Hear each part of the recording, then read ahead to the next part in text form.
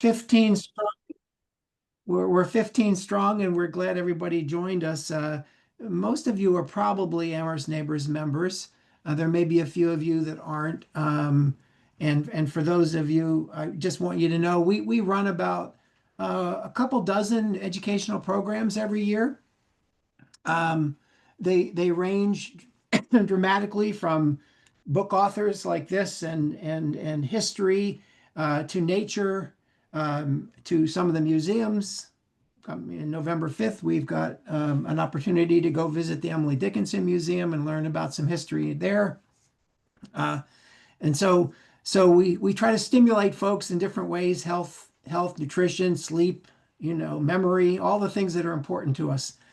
And then many of our members periodically will request services like a ride to the doctor or a ride food shopping for those that don't have cars, or somebody to take a walk with, or some that are in their homes and are older adults that need some help, maybe changing light bulbs or smoke detector batteries that are hard to reach and that kind of thing. So we do a lot of different things. We have a big gala coming up in November. It's our annual fundraiser because we do not charge fees. So we want to be open to everybody, and we hope some of you will take advantage of the gala opportunity and either send in a donation or come party with us on Sunday, November the 9th from 1 to 4 in the afternoon. It'll be a lot of fun. So we're excited to have Aaron, and I'm going to turn it over to Sandy to introduce Aaron and let us kick into gear here. Okay, well, we're fortunate to have Aaron back for a repeat. He was here about 1.5 to 2 years ago. Um, and he's going to talk today about the book that he published in 2023 called America's Arab Nationalists: From the Ottoman Revolution to the Rise of Hitler. Um, Aaron has been in the Valley for quite a while. He was at Hampshire College for 40 years, where he taught and um, worked as a dean of faculty and vice president for academic affairs. We're pleased to have you here, Aaron, today. And Aaron will talk for about 40 minutes or so, and then we will have a question and answer period. And then you can save your questions for the end. We will be muting everybody so that Aaron can talk uninterrupted, but we will stop at the end for questions and answers. Okay, Aaron? Great. Thank you, and thanks for the invitation to come back. Had a really nice time the last time I was here, and the questions were great. So just a couple things to start off with. Talking about the Middle East and is a sensitive topic, especially if you're talking about Israel and Palestine. And I just wanted to say a couple of things. One is I used to regularly teach a course at Hampshire on the history of Zionism and the history of Palestinian nationalism. And I used to start the course off every semester by saying that if I didn't make everyone in the room feel uncomfortable at some point, I wasn't doing my job. So, it's a shorter time than a semester today, but I think there's probably a good chance I can make everyone uncomfortable at some time. So I'll just say, I'm going to leave a lot of time for questions, and I have a really thick skin, and I don't expect everyone to agree with me. I also want to make it really clear I'm speaking only for myself and not for Amherst Neighbors. So I wanted today just talk about two exceptional people who you probably haven't heard of, who were different in almost every way, but who unusually for America in the early 20th century exhibited a sensitivity and empathy with emerging Arab nationalism that if followed might have led us to a very different place where we are today, where in my view, the United States has been complicit with the genocide and ethnic cleansing. So I just want to quickly, not for very long, just do a PowerPoint thing to just show you what these two people were. So just give me a second to get the screen. Oops.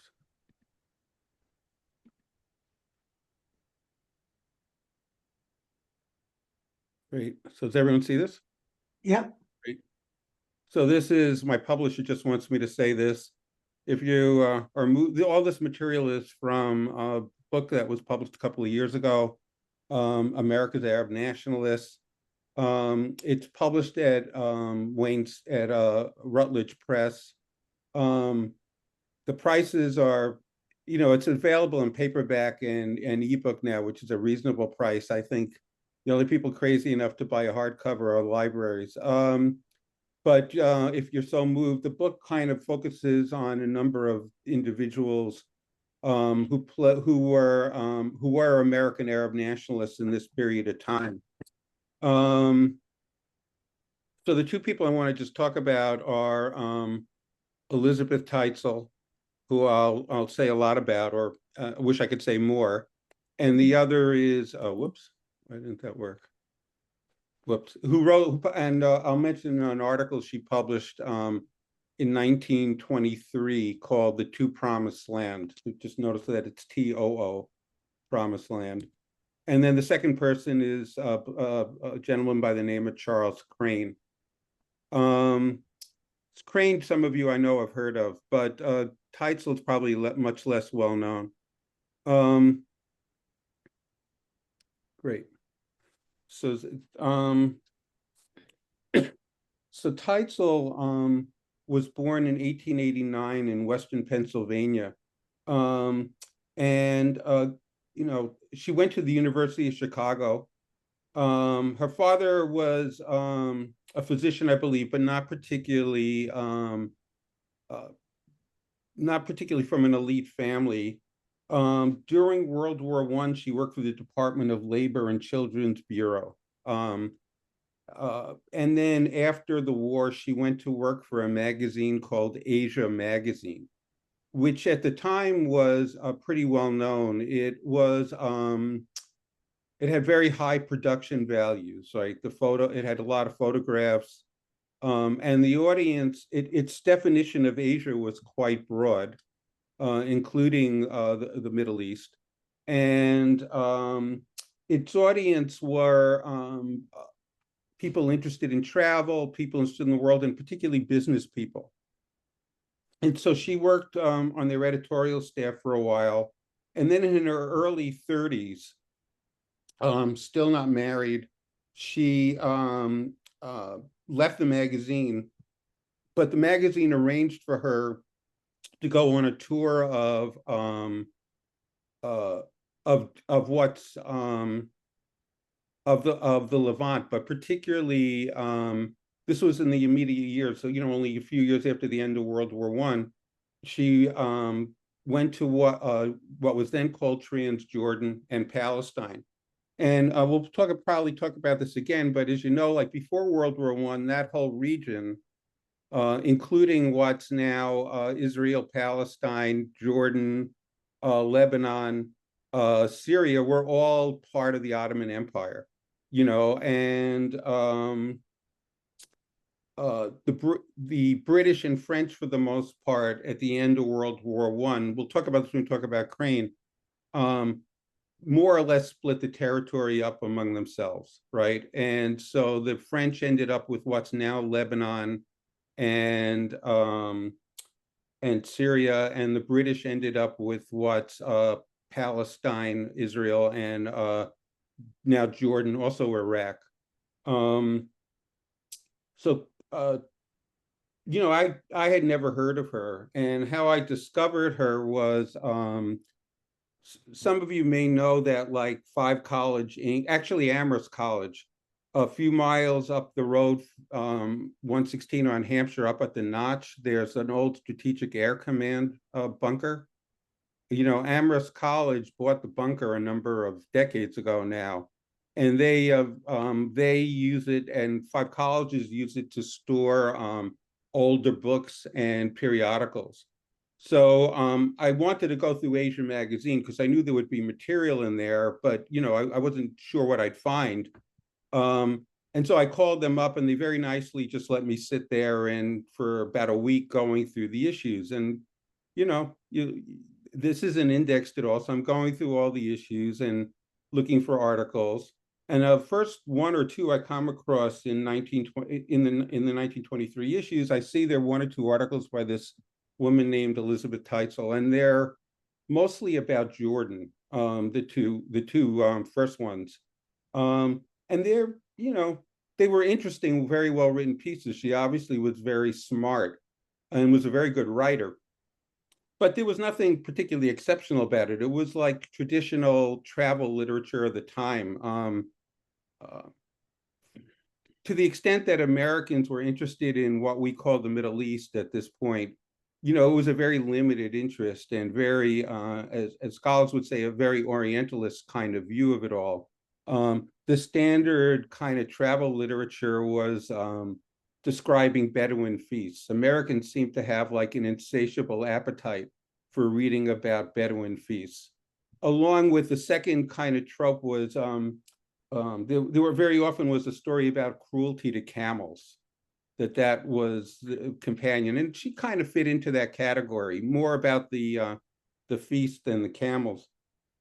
But then all of a sudden, I came across an article called "The Two Promised Land" (TOO) about her trip and stay in Palestine, and this is very, very early in terms of the British mandate, British control of Palestine.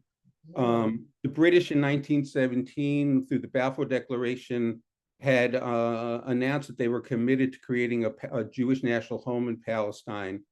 And then when the British were given the mandate by the League of Nations to sort of prepare Palestine for eventual independence, the date not being clear, the Balfour Declaration was included in the mandate. So the British were, in a sense, theoretically responsible for preparing Palestine for independence, but independence is a Jewish national home. And this is, a few years into this, so the British are just maintaining control or asserting control in 22. And if you look in 23, she visited in 22, the articles in 23. If you look at most other literature that on Palestine in that period in the American popular press, a certain number of them were just overtly anti-Semitic. A certain number of them were just overtly Orientalist and anti-Arab, in their stereotypes. And the ones that were not were generally very, positive about Zionist settlement in Palestine, very optimistic about what the future held. Very a rosy kind of view of what the future of what was going to happen as things developed. And I started to read Titzel, and I remember it kind of really clearly. It was near the end of the day, and I nearly jumped out of my seat because, like, it was so unusual for the time period. She writes in the beginning. She goes there, and she's very. It's not clear that she spoke Hebrew or Arabic, but she picked up a lot. So she's visiting the early Jewish settlements, kibbutzim, the moshavim, and she's impressed by what she sees, right? For 1923, her writing style and how he portrays people is remarkably free of anti-Semitism or Orientalism. To our eyes today, you can wince at certain things if you look at it, but for 1923, this was pretty advanced and an enlightened view. She's impressed by what she sees in these early settlements. She's impressed by what she realizes and understands, that the Zionists are trying to create a new Jewish culture and a new Jewish society. But she also picks up something else. And she says, she realizes that this new Jewish society, this new Jewish culture, these new Jewish settlements are kind of isolated from the Palestinian majority population, right? And aren't really inclusive of that population, right? The early Zionist settlements, for instance, are developing Hebrew as a modern language, not Arabic. The early kibbutzim, the Zionists were all socialists on those settlements, were committed to doing the labor themselves, not to like hiring or Arab labor or letting Arab Palestinians live there. And Titzel picks that up, that this is impressive but separate. And she also, which is incredibly unusual for the time, she says, look, what's also developing among Palestinian Arabs people, she didn't refer to people at that point as Palestinians, but as Palestinian Arabs, was what she called a kind of patriotism, what we would call a nationalism. And she said, you have these, she understands that what you have are these Zionist, Jewish nationalists coming into a place where they're a minority, and where now in this environment, now where it's not part of the Ottoman Empire, there's a developing sense of a Palestinian nationalism too, right? And she looks at this and it scares the living daylights out of her, right? She goes that, she says in one paragraph, she goes, look, a lot of people say, or some people say that, it's just a matter of time. People will learn to live together. People will learn to cooperate. And she basically said, look, I can't predict the future, but I saw absolutely no indication that that's going to happen, right? And she basically predicts this isn't going to work, right? That this is an explosion waiting to happen, which is quite, again, perceptive for 1923, for an American in 23. The other thing is, and she's kind of right and wrong about it, she predicts the future. She goes basically that, look, the British made promises to and she's right about this, to the, in World War I, to everybody, right? To anybody who they thought, basically, the British promised Palestine to the Zionists.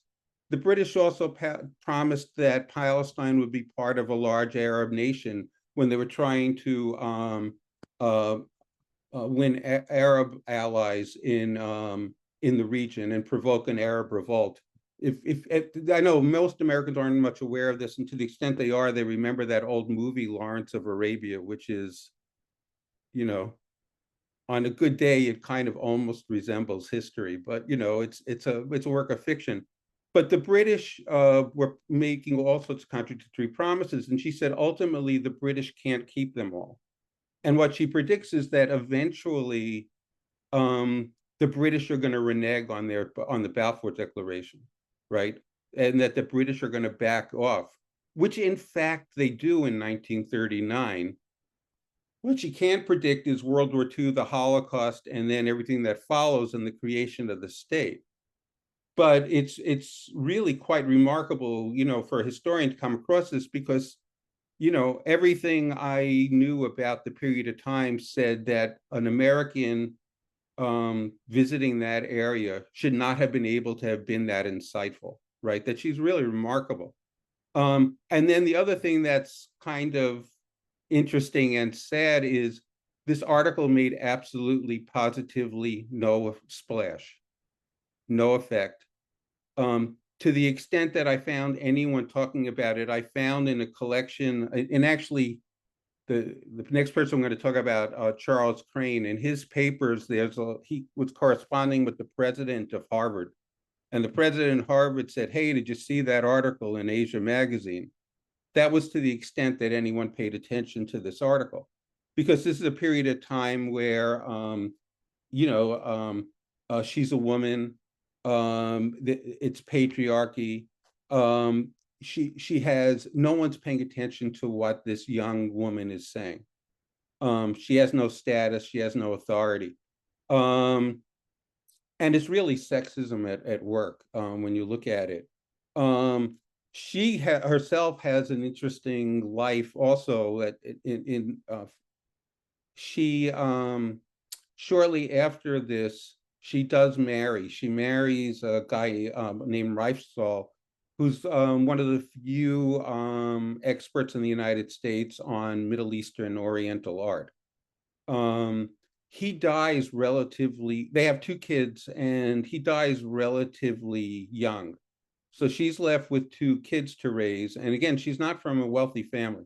So she gets a job as the assistant curator at the Brooklyn Museum, where she basically builds their Egyptian collection. If you've ever been to the Brooklyn Museum, they have an amazing Egyptian collection, which she builds. during World War II, the curator of the museum is in the army. She basically runs the place in World War II, and her reward for this at the end of the war is they promote her from being assistant curator to associate curator. She eventually retires from there. She does publish a number of books on Egyptian antiquities and art, but as far as I can tell, she publishes, after she wrote The Two Promised Land, she wrote nothing else on the modern Middle East, on the contemporary Middle East. So it's really quite remarkable, and I wish I could say more about her, but there's not a whole lot of documentation. But she was in some ways, I wrote about 5 or 6 people who caught in the book, and she doesn't get very many pages because, again, this is really the story to tell. But she's one of my favorite characters, and really impressive. The other person, Charles Crane, couldn't have been more different than Titzel. Crane was born in 1858, into a very wealthy family. I think the company still exists. It's not owned by the family anymore, but Crane Plumbing. You sometimes can go into bathrooms and you see, on the toilet, Crane Plumbing. The Crane Plumbing was based in Chicago, and they made all their money as the Chicago skyline and urban development around the country took place. They provided a lot of the plumbing for all those buildings. So he was born into a great deal of wealth, and he was very privileged. It's kind of, and it's also, today I should mention, Crane has a very tarnished reputation. As I'll say, later in his life, he was rabidly anti-Semitic, and historians have tended to read that back into the early part of his life, and basically just discredit him. And he's actually much more complicated than that, and much more interesting. And as an individual, I guess I have a lot of empathy for him. It's hard to psychoanalyze or diagnose in any other way, a person who's been dead since the 1939, I think, is when he dies. But reading a lot about Crane and stuff is, I think today he would have been diagnosed with ADHD. That he was very smart, that there's no question about that. But he found it really hard to be kind of intellectually disciplined. He had a ton of interests. He couldn't sit still, right? He was happiest when he was traveling. He couldn't sit still. He had lots of interests. Kind of what you get when people describe meeting him, they describe him, he's playing solitaire, right? He plays a lot of solitaire. And he's interested in a lot of things, but he doesn't have a lot of intellectual discipline. But he's interested. And he also kind of would like to make an impact on the world. He is a product of his class and times. So he's really coming of age in the early 20th century. And in the early 20th century, someone like Charles Crane, from a very wealthy upper class family, Protestant family, was anti-Semitic in terms of being socially anti-Semitic. But it's a particular kind of anti-Semitism,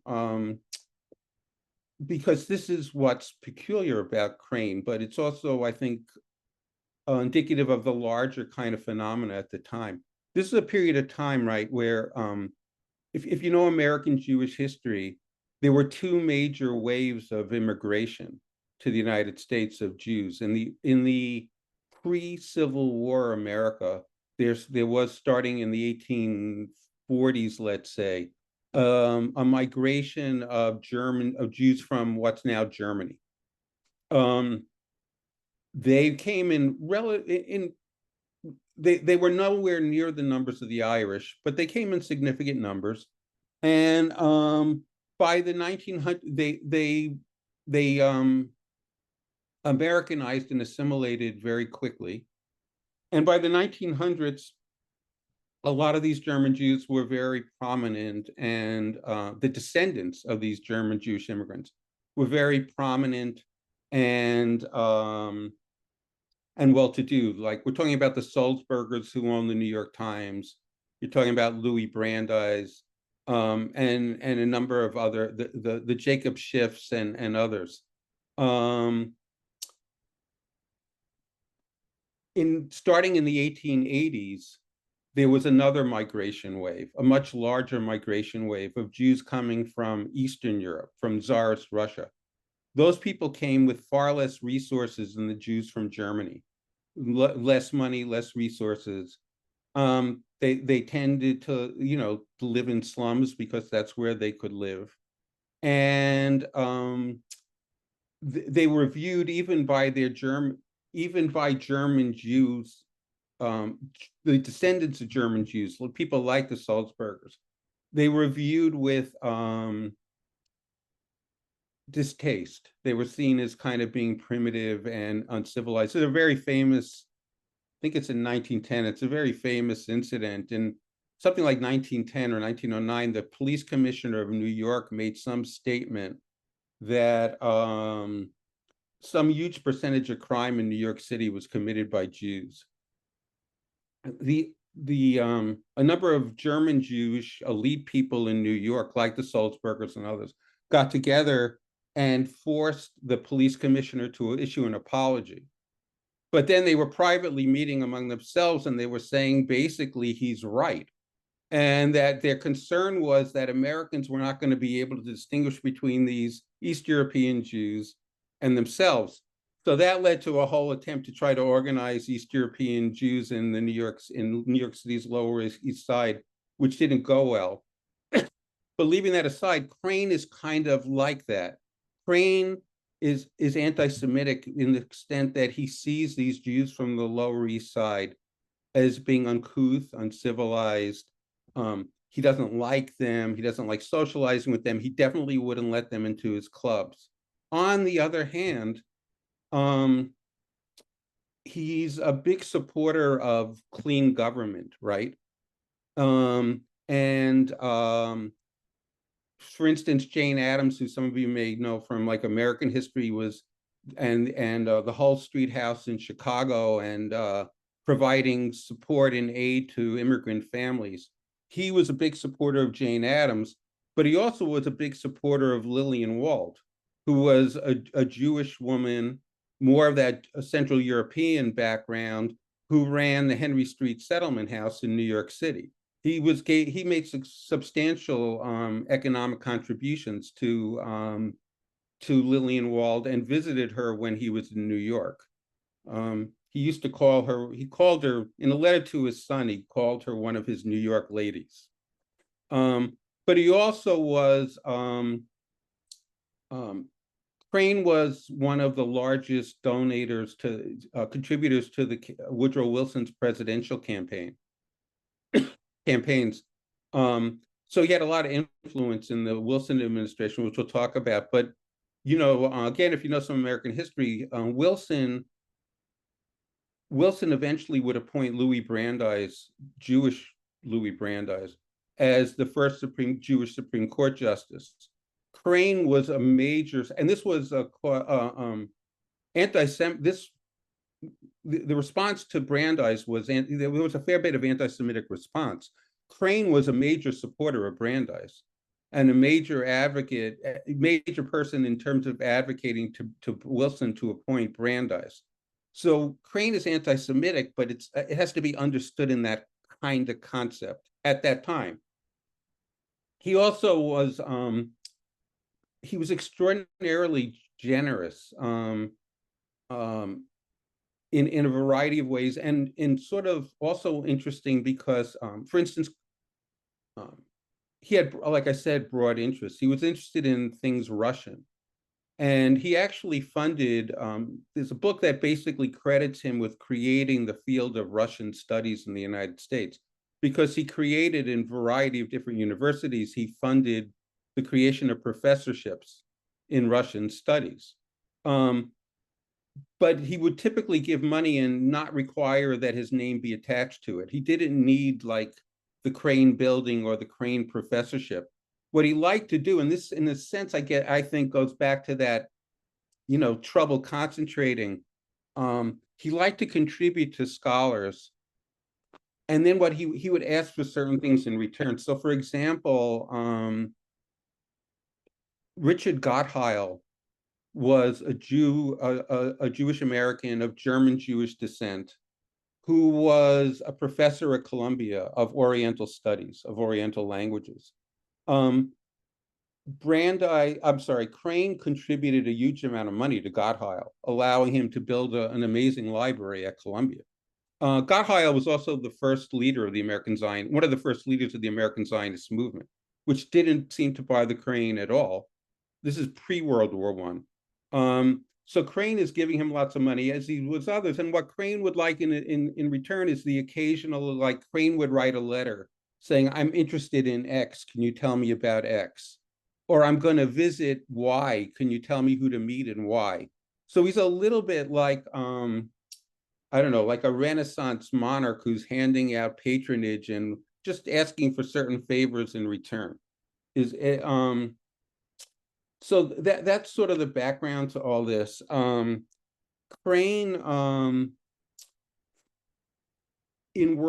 the end of World War I, Crane is asked by Woodrow Wilson to co-chair a commission to go to the now defeated Ottoman Empire, Arabic-speaking regions of the Ottoman Empire, but particularly to the Levant, to ascertain what the people there actually wanted, right? Wilson knew that the British and French really wanted to split this territory up among themselves. Wilson had some commitment to what he called national self-determination, and Wilson was interested in knowing what the people there themselves wanted. So he asked Crane and a guy by the name of Henry King, who was the president of Oberlin College, to lead a delegation there. This was, Crane had an interest in Middle Eastern stuff before, particularly in Islam, but this was Crane's first introduction to the region. And Crane goes there, and particularly in Syria, Crane is really impressed by what he sees. There is, I won't go into the details, but there is, at the time Crane goes there is an Arab nationalist government led by someone named Amir Faisal that is attempting to create a pan-Arab nation that would include Lebanon, Syria, and maybe parts of Palestine and Iraq too. But these Arab nationalists, what they want is for independence, right? Not for being under the control of any other power, but they want independence. And Crane is sympathetic to all this. And so Crane basically, I can answer questions if people have it. I don't want to get bogged down there. Crane comes away from this quite impressed by what he's seen. And he basically is advocating to Wilson, listen, maybe the United States should play the role of a paternal parent for a while, but really these people are ready for independence soon, is I think how Crane would have put it, right? And certainly Crane was opposing the British or French having any control over this. And he was clear in reporting back that this is not what the people in the region want. Unfortunately, the report had no impact. Wilson had a stroke, as many of you know, and this had no impact. But it did leave Crane with an interest and context in the area. One of the people he met in Syria was a young man at the time named Abdul Rahman Shahbander, who was a leading Arab nationalist at the time. So I'll just quickly go through what happens next, just the progression of Crane, and then try to open up to questions. But so Crane comes back from the area in 1919. nothing, the British and French basically split the territories up among themselves. Syria is now under French control. As some of you may know, Warren G. Harding wins the election in 1920. The Republicans control Congress and government. Crane, who's cast his lot with the Democrats, doesn't have a whole lot of influence with these people, but he still likes to travel. So he goes back in 1922 and visits to visit Syria, and he enters Damascus, and he brings along with him some of the staff people who were part of the King Crane Commission. Crane hired on his own personal staff afterwards. So he arrives in Syria with a number of the people from the commission. I suspect that a lot of Syrians, particularly Syrian nationalists, find it hard to distinguish between Crane visiting as a private citizen in 1922 and visiting as a government official in 1919. But he finds himself in 1922 in Damascus, and he finds himself, as he sees it, people just spontaneously come out to greet him, and they're so happy to see him. It's really clear that Shahbander and others have organized a demonstration, a nationalist demonstration around Crane being there. Crane is very happy to see all this. He's very supportive. He gives a speech. Basically, there's no transcript of the speech that he gave. Crane claimed, he was just saying, hello, nice to see you, hope things are going well.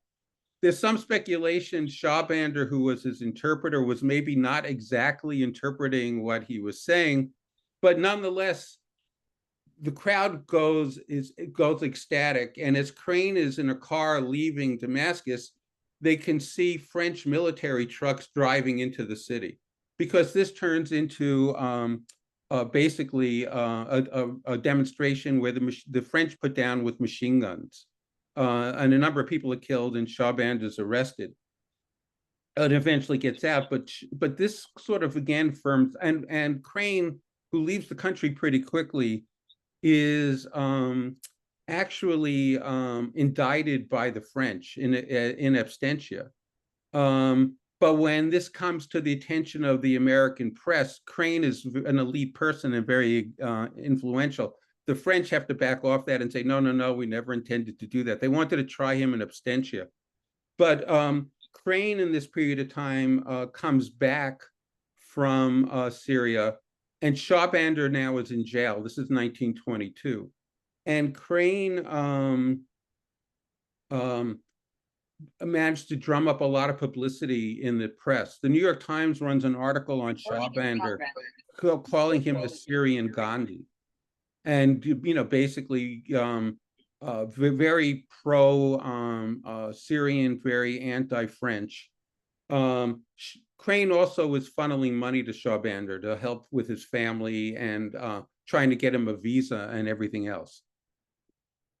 If you flash forward then to 1925, it's not well known in the United States. They don't teach this in any high school I know of, and most colleges don't do, unless you're studying a Middle East history course. But in 1925, a major anti-French nationalist revolt breaks out in Syria. That takes years for the French government to put down, and where the French basically bombard Damascus with artillery, which at the time seemed like the height of barbarism. To our time, it seems kind of quaint. But Crane comes to, again, the aid of Shahbander. And I won't go into the details, but it's pretty clear he was funneling money to the revolt and giving aid in whatever way he could. And so that's Crane then. But then and I'll end it with this, something happens to Crane. Somewhere he's kind of elderly and growing frailer. He's interested in his own place in history. If you go through, he never writes a memoir, but he does begin. You can see this in the archive. He goes through his own papers and he begins to edit them to make things look better, right? He's kind of, and but something happens. And by the early 30s, he's just changed. So for instance, he's now writing things to people in letters and stuff, saying that the Jews were behind the Russian Revolution. There's a Jewish conspiracy to take over the world. All this kind of standard anti-Semitic crap. And he's even writing to, and this is again what's peculiar about Crane, is he's writing to his son that Lillian Wald, who from the Henry Street settlement, who he was financially supporting, was the leader of the Jewish conspiracy one of the leaders, and that she and Trotsky were organizing everything that happened, and that she was really dangerous. At the same time that's going on, though, I mean, virtually in the same folder in the archive, I think, there's a letter from Lillian Wall to Charles Crane. Crane came back from the Middle East, and like I said, he was interested in a lot of different things. He came back with an interest in dates and the cultivation of dates. So he bought land in the Southwest and started a date farm. And every Christmas he would send boxes of dates to people, right? So there's a letter at the same moment that Crane is writing to his son that Lillian Wald is conspiring with Trotsky. There's a letter from Lillian Wald to Crane thanking him for the box of dates, right? So there's something weird. And then again, it gets to really absurd levels. Crane becomes an admirer of Hitler. This is very early in 33, 34. Crane, whose interest in Islam was first kind of sparked by Crane, like a lot of Americans, even now, are afraid of this notion of a caliphate, right? That somehow there's going to be a caliph and a worldwide Muslim conspiracy, right? And he funded a Dutch Orientalist who basically, whose view was exactly the opposite, and Crane was influenced by that and calmed down from that. So Crane, had been concerned about somehow a Muslim conspiracy as a younger man, but then understood that this was all craziness and that that there is no equivalent of a pope in Islam, right? And that this notion of a worldwide Muslim conspiracy is kind of crazy. But by the end of his life, he's kind of now convinced that there's a Jewish conspiracy. And this is where, it's kind of sad and pathetic, is this is also the moment when things are starting to heat up in Palestine, and in a way where Titzel's predictions are coming true, right? Between 1933, right, with the rise of Hitler in 1933, the Germans don't start exterminating Jews until the summer of 1941. But life for Jews in Germany very quickly became very bad starting in 1933. And things in Poland were not particularly good either. And this myth that German Jews didn't try to get out of Germany is just that, a myth. The problem was not that people didn't want to go. The problem was, where could you go? And the United States had basically closed its door to immigration in 1924. And with the Depression, it basically totally closed the door. So in 1933, the only place willing to welcome Jews in significant numbers was the Jewish community in Palestine, right? So between 1933 and 1936, the Jewish population of Palestine almost doubles. And all of a sudden, for Palestinians, what had been maybe a concern that at some point Zionism was going to pose a threat, now seems like they're witnessing an invasion, right? It seems like now things are moving very quickly, and for Palestinians, the notion that the fear of really being displaced becomes quite real. And among the Zionists themselves, they are also feeling as the Jewish population of Palestine increases, certain Zionist leaders begin to determine how many young people of arms-bearing age there are, because they're beginning to realize, you know, maybe we don't have to worry about coming to some kind of agreement with Palestinian Arabs. We're going to be so strong that no one's going to be able to do anything to get rid of us, right? So it's an explosive situation that blows up in 1936. And at that moment, you know, even before 36, as 33 is developing, Hajj Amin al-Husseini, who was his title was the Grand Mufti of Jerusalem, but he was kind of the leader of Palestinian nationalism at the time. It's a controversial figure and complicated figure in its own right. But Hajj Amin begins to try to forge an alliance with Crane, because he knows from the Syrian experience that Crane was probably the American with the most sympathy for American with clout, who had the most sympathy for Arab nationalism. But Crane by 1936 was no help to anybody. He was really a kind of pathetic figure. He was writing to his son all sorts of crazy stuff about trying to work with the Pope and the Archbishop of Britain and the Mufti of Jerusalem, because he now was somehow convinced himself that the Mufti of Jerusalem somehow spoke for world Islam, that the Pope spoke for world Catholicism, and the Archbishop of England of Canterbury spoke for world Protestantism. And he somehow thought that what they needed to do was to have a joining together of world Catholicism, world Protestantism, and world Islam to oppose this world Jewish conspiracy, right? And you can read in the correspondence he's having with his friends. His friends basically think he's crazy, right? They're trying to tell him in a variety of ways, shut up, right? And he's kind of like a really pathetic figure. He's of no help at all to Arab nationalists in Palestine or Syria by this point. His influence has waned. You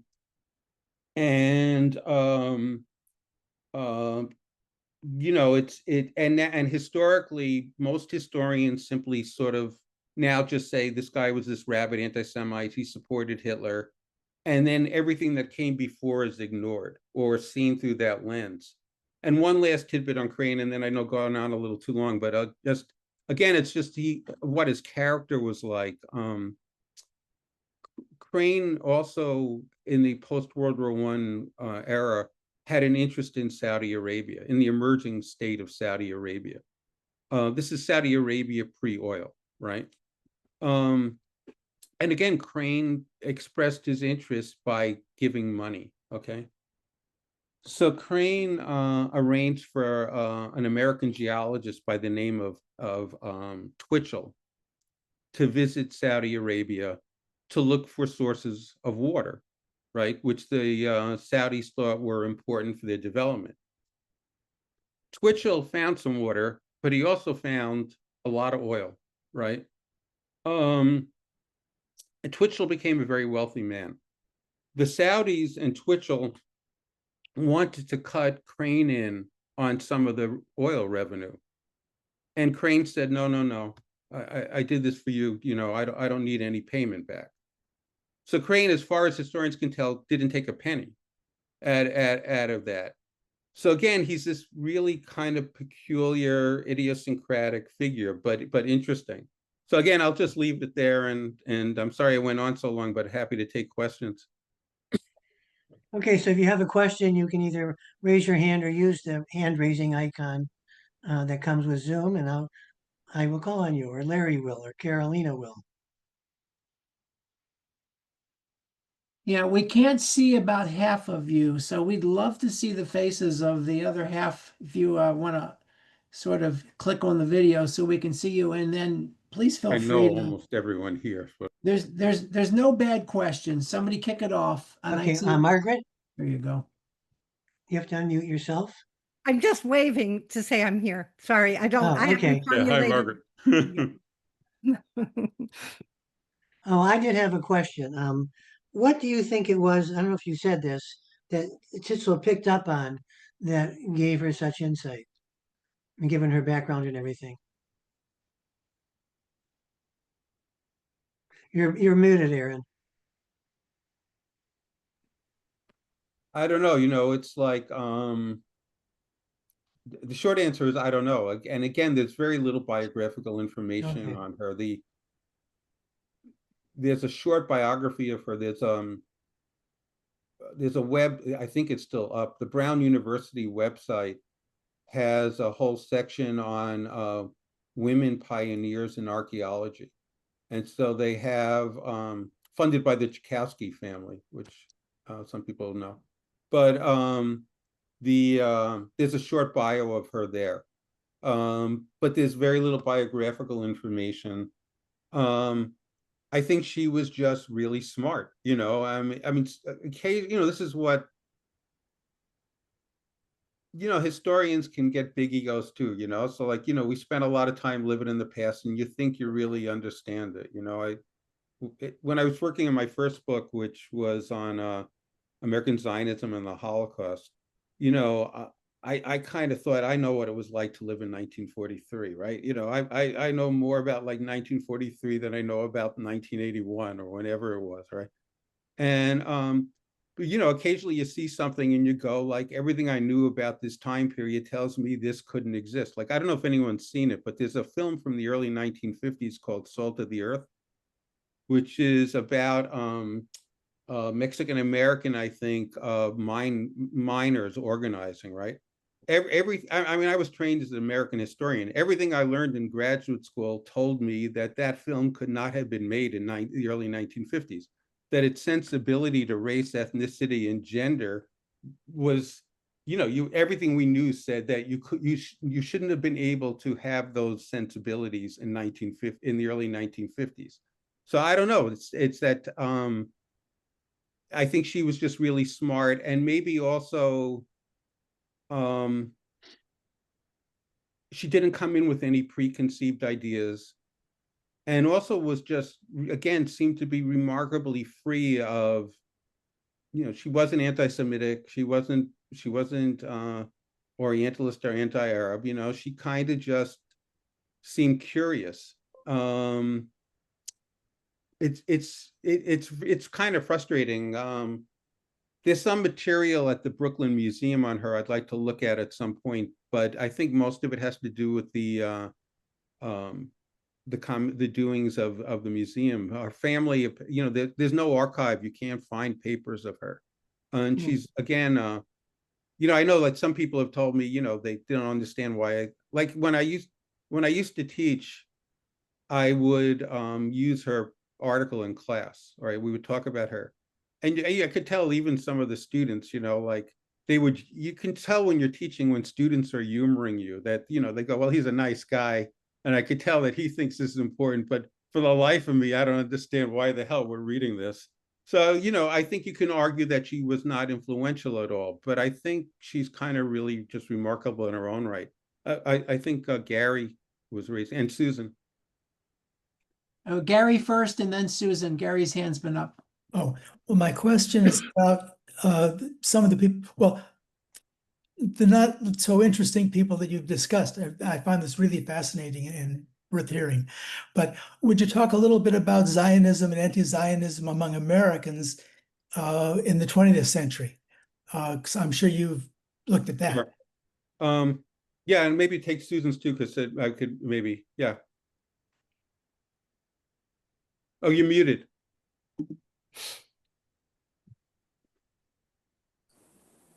Hi, Gary.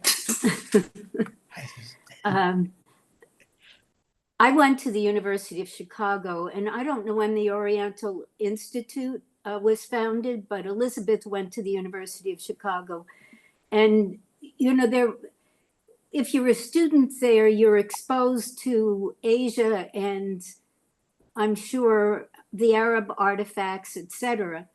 And she's a very adventurous, courageous person to go off in the 20s and visit the Middle East or whatever. And So I think that there are probably influences that she was exposed to that, you know, we're not taking into consideration in terms of the environment she was studying in.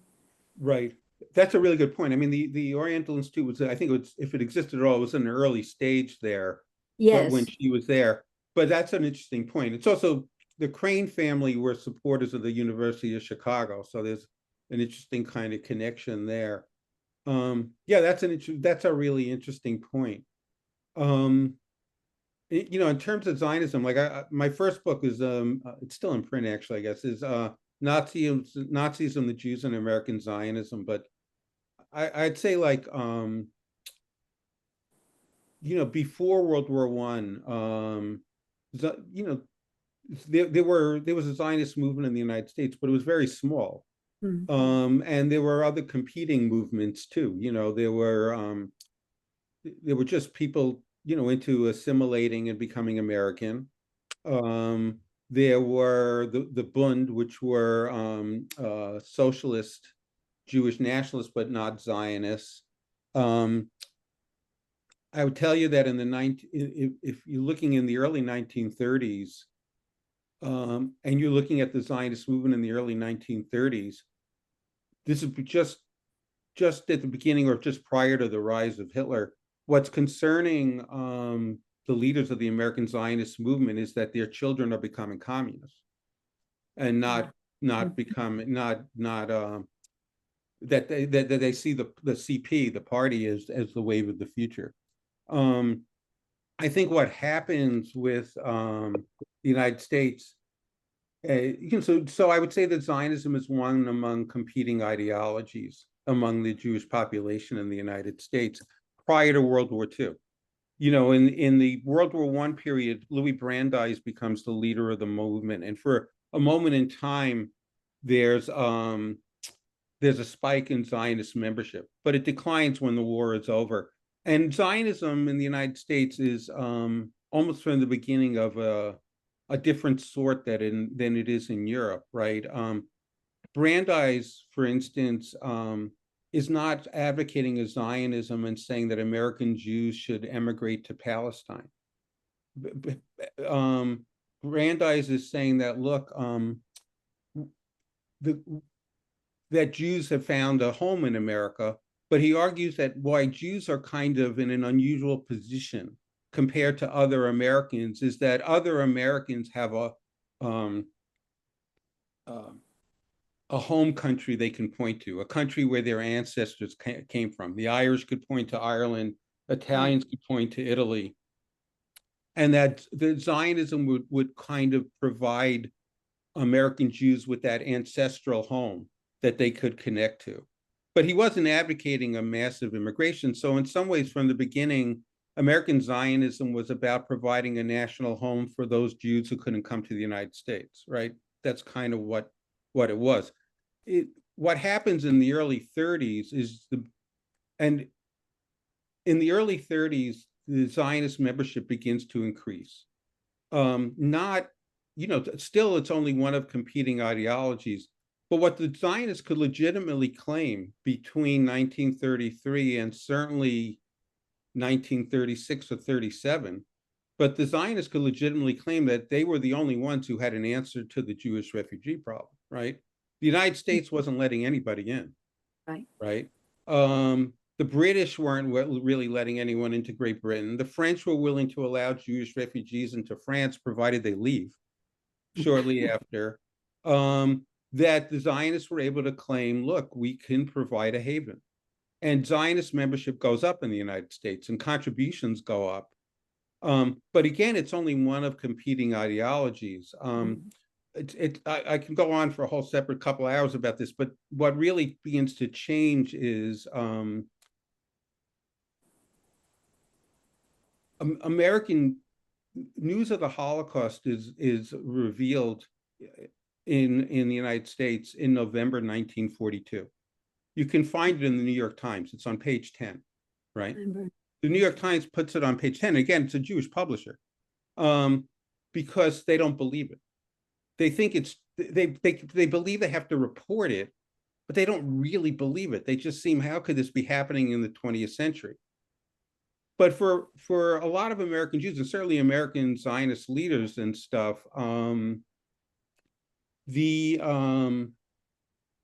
news of the extermination, let me just say that what had been going on before that was that there were, before November of 42, as we know, the extermination itself started in the summer of 41. But it's hard to keep mass murder a secret. So stories were leaking out about massacres here and massacres there, and Jews were particularly, because it's their relatives literally being murdered. Jews are sensitive to these stories about massacres and atrocities, and they're happening. The reports are from scattered all over occupied Russia, all over Poland, and when news comes out that this isn't actually just scattered massacres, this is part of a larger systematic plan, it actually makes everything make sense. So they believe it. The Zionists, they believe what's happening. But for Zionists, they actually believe, and they're able to explain, look, we have the answer to this, right? The Zionist view, look, American Jews, to the ones who are motivated and are looking for something, a way to act. This is 1943, 44, 45. They're really asking two questions. Why is this happening? And what can I do about it, right? And the Zionist answer, which again, I would argue they believe, I don't actually agree with it, but this is what they believe, is that what's happening now is not unique.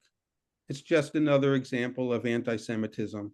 This is what, and what's the cause of anti-Semitism is we don't have a national home. We don't have a state. What's the answer to anti-Semitism? Get a state. And that if we don't get a state, this extermination is only going to happen again, right? And you begin to see Zionist membership increase. And that builds to a crescendo leading up to 46, 47, and 48, where there's,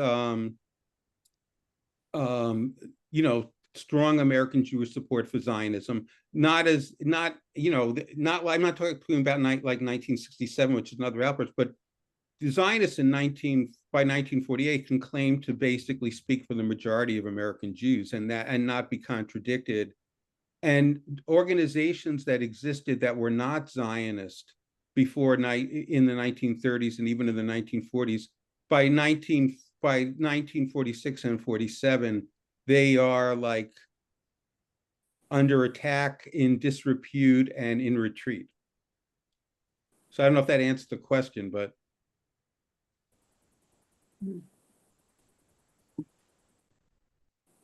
Any other comments, questions from anybody that you're curious about? Go for it. Judy, you have to Judy. unmute. Yeah. Okay, you're muted, Judy. Yeah. I'm wondering if that article, since you said you taught it, if you have it available and can make it available to us, I'd love to read it. Sure. I have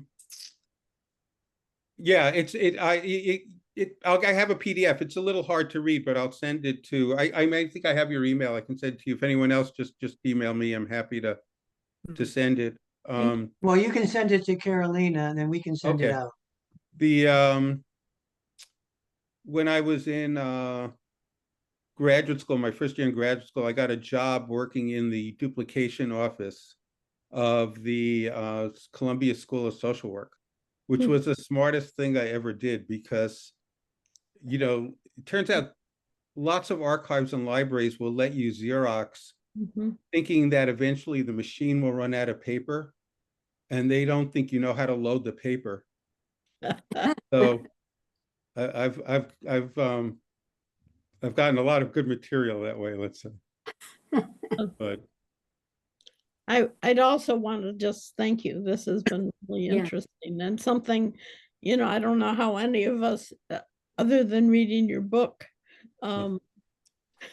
which I'm increasingly interested in doing, thank you. Never have had this kind of background. Thank you. Thank you. Anybody else? I mean, I sort of want to ask a question, but I'm quasi embarrassed to do it. Because I don't know how to word it. But when I listen to you, discuss Crane, He sounds like a very complicated character who's all over the place, trying to be like all things to all people, and you're kind of wondering who does he really care about? And I kind of want to ask, what analogies or parallels do you see to our current leader in the United States and Crane? Are there anything that I mean, can you work with that weird Yeah. question? That's an interesting point. I think they're actually, they both obviously come from privileged backgrounds. So like, I actually, when I first started working on Crane, I thought I wasn't going to like him. Not, just because he seemed like a very, kind of snobby kind of guy and very privileged. And he loved to travel, but, his idea of traveling was like, traveling in style. This was not like backpacking through the woods.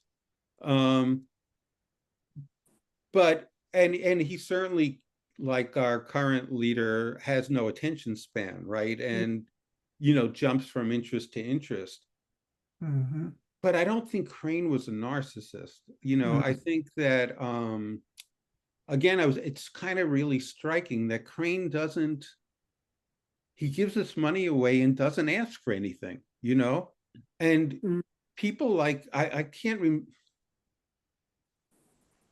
I think he gives money. I might, don't quote me on this, but I think somewhere in the archive I came across, he gave money for some kind of Russian choir or Russian musical group, right? And they, in appreciation, they want to give him something, like something, or a concert or something involving all this. And his secretary writes back and goes, he's really not interested in any of this stuff, and he's not interested in music. He just wanted to support, the group.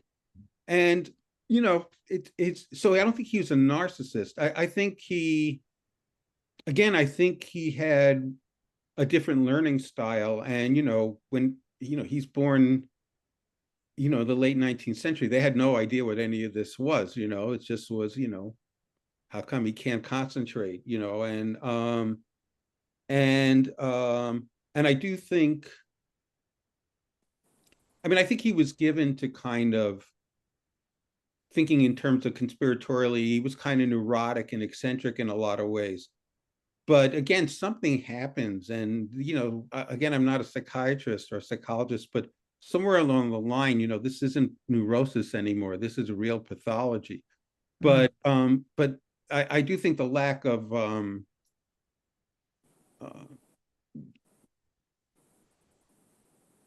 I hear like people talking about, will the the plan in Palestine and Gaza reach stages 2 and 3? Usually what you hear is it depends on how long Trump stays interested, right? And I don't, that way I think there's some similarity. Yeah, no, you're describing humility and humble qualities that don't exist apparently, in our current leader. But in Crane, you could see that, and yet there are some other characteristics that are parallel. Yeah. Okay. Also, people tended to like Crane. Like you don't get the sense people were scared of him. People tended to, he could be charming, I guess, and again, he was, he supported things again that were interesting for the time.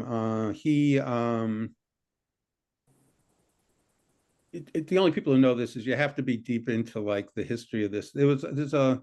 Or Turkish, but there was a young woman named Halida Deeb who was a Turkish nationalist and a big figure in early Turkish nationalism in the world. And he was very friendly with her, and corresponded with her.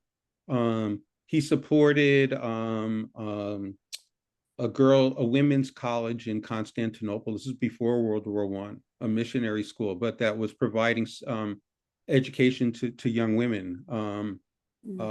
Again, Crane was a major supporter of this. So, he was quite generous, and again, not looking for fame. It's just, again,